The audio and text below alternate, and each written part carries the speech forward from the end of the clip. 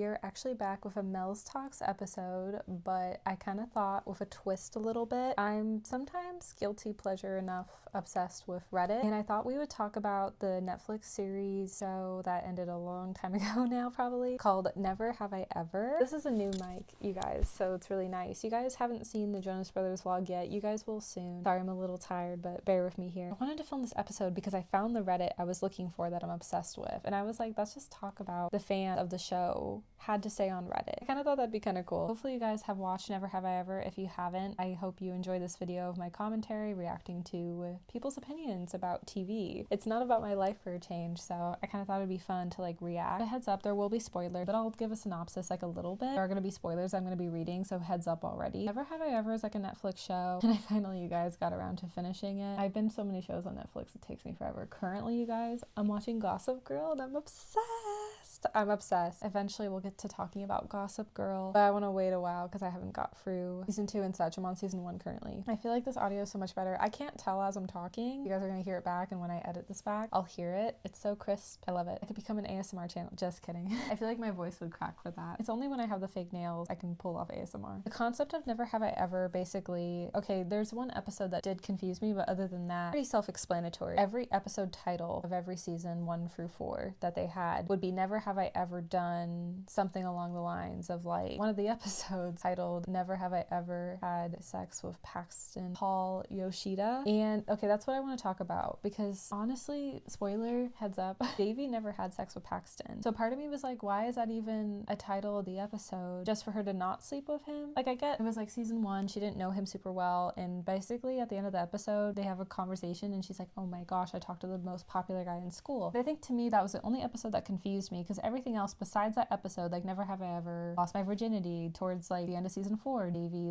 loses her virginity, all these events happen except that one episode, and that did throw me off, not gonna lie. But basically the premise is like Never Have I Ever, and then in the episode you do it. Let's get in to see what Reddit had to say. Kind of a quick love triangle synopsis of the show. Davy had a crush on both Paxton and Ben. Paxton's really cute. But here's the deal. I can kind of see why she ended up with Ben because Davy always felt like Paxton was never good enough for her. I feel like she kind of just like, unfortunately, liked the idea of Paxton and not really like Paxton for himself. Also, they kind of ruined like Davy and Paxton by like season 4 by making him drop out of college for a little bit, but then he went back at the end to work at the school where she's a senior. I mean, she was gonna graduate, but I kind of see like the show and how they did that. Yeah, because that'd be awkward to date if like you're a student and he's working at the school. Would be like inappropriate technically. Yeah, the writers really had a way of saying goodbye to that ship. Ben is still really cute. I think Ben's just kind of more honestly like in her league. I hate to be like that. I kind of wish like Davy had like more self-confidence in herself. Paxton really grew a lot in season 3, so I think the downfall is a little disappointing. And then Ben, you love him or you hate him. He's not bad, but I do kind of wish they made him a little bit nicer. Anyways, let's get into what Reddit has to say. That's kind of a synopsis of the show and the love triangle. Okay, I'm excited. There was one I really liked. The show ended I think like 2 years ago, so these Reddit threads are from like 2 years ago. I had to do this Mels Talks episode when I came across this one in particular. I'm sorry, real quick and I'm done. You are so cute. Just like look at her face. I'm never gonna not be obsessed with Nala, but let's get back to the episode. This Reddit thread right here was the reason why I decided to film this episode, honestly. Let's read it. Okay. I really liked what this user on Reddit had to say because it made me laugh and made me realize, yeah, that's a little interesting. I'm just gonna hold the microphone. It's kind of being weird like on my pajama top, so I'm holding it. Okay, this is what the Reddit user had to say. Okay. No, I'm sorry. I really disliked that in the end they kept the rom-com cliches. Okay, I'm a rom-com girly. To me, I'm like, it's cool that they kept that. Again, it brought a lot of perspective. Let's keep reading. Number 1, everyone has to end with a romantic partner and the protagonist decides to go back with him after a big romantic gesture. Yeah, classic, I feel like. Number 2, they all get what they wanted.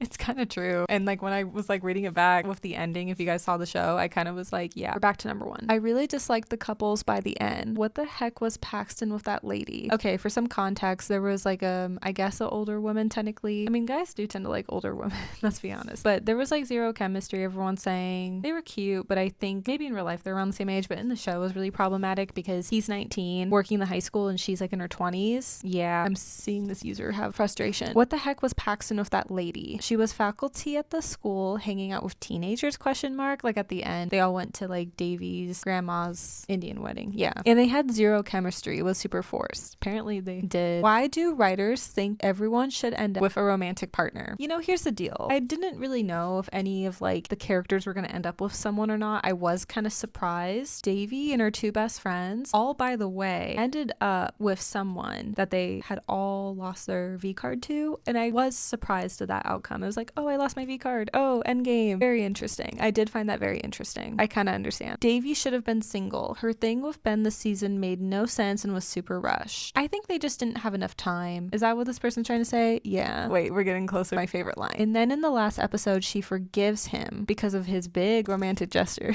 Yeah, I mean, I guess Ben redeemed himself, I guess. Not only Davy, but Eleanor, Trent, Paxton, mom, grandma, cousin, teacher, Fab, everyone in caps. This is my favorite line. Ends up with a partner. I mean, okay, wait. But real quick though, we have to talk about Trent and Eleanor because like they're actually my favorite couple on the show. They really truly are. One of the first episodes, there's this new like bad boy character. Both Davy and Eleanor like had a huge crush on him. Eleanor's boyfriend, Trent. Yes. Eleanor like didn't want to like admit it obviously because she was in a relationship, but she thought like this new guy was like really hot and like said something about his abs, and then Trent's like, about what abs? And like just something about Eleanor and Trent's chemistry. I feel like people would watch it and kind of find it cringe, and maybe I did kind of before they dated. I don't know, maybe because it's your classic rom-com. I kind of love it because it's like the two that you wouldn't think would date that are dating. Let me see if I could like find a little clip. I forgot Hot Pocket. I forget bad boy's name. Clawable. Whose torso is clawable? Mine, because I have a rash. That sounds really gross.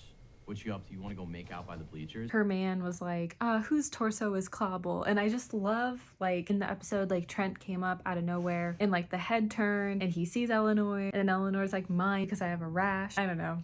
I love everything about it. They're so cute together. Let's finish up the Reddit and then I'll wrap up the episode. Section 2. Why did they get into colleges they wanted? Ben just wanted to go to Columbia because of his dad and he hated it there when he visited. Davy just wanted to go to Princeton also because of her dad and not reasons such as the program, etc. Wouldn't it have been way better to show their character growth instead? Ben not needing approval from his dad and Davy dealing with things not going her way. They could have found a better path in another college instead of reinforcing this Ivy League thing. On a side note, I wonder if schools pay attention to these TV series. It was a sweet coming of age story and a more fitting end that would have focused on their growth as characters and a more realistic moral of the story instead of these silly forced cliches like you're only worthy if you make it to the Ivy League school you wanted with a boyfriend. Round of applause. I really liked what this Reddit user had to say. This user truly helped sum up Never Have I Ever. I love it. That's all for this episode and I hope you guys enjoyed it. Bye. I love TV. I really do. I have no life.